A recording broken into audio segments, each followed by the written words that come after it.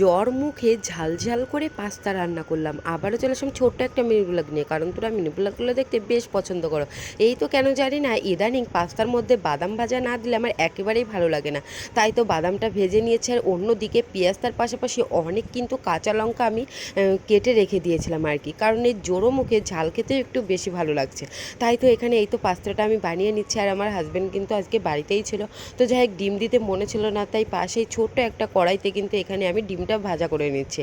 আর এই কড়াইটাই কিন্তু আমাদের মাটির উনুনে বসানো থাকতো আর কি, মাঝে মধ্যে এই কড়াইতে করেই চা বানানো হতো। এই তো এখানে হচ্ছে পাস্তার মধ্যে আমি কিন্তু এখন ডিমের ভাজাটা দিয়ে বেশ সুন্দর করে কিন্তু আমি এই তো এখন নাড়াচাড়া করে সমস্ত কিছুটা মিশিয়ে নিচ্ছি। এবার লাস্টে নামানোর আগে আমি একটু এখানে টমেটো সসটা দিয়ে নেব, কারণ টমেটো সসটা দিলে খেতে কিন্তু ভীষণ ভালো লাগে। এই 2 দিন এত পরিমাণে শরীর খারাপ, তার পাশাপাশি মানে ঠান্ডা লেগেছে, যেটা কিন্তু বলে বোঝাতে পারবো না। তাই তো জ্বর মুখে কিছুই ভালো লাগছে না খেতে, তাই ভাবলাম এখানে একটু ঝাল ঝাল করে পাস্তা রান্না করি, যাতে খেতে ভালো লাগে। সত্যি কথা বলতে খেতেও কিন্তু ভীষণ ভালো লেগেছিল।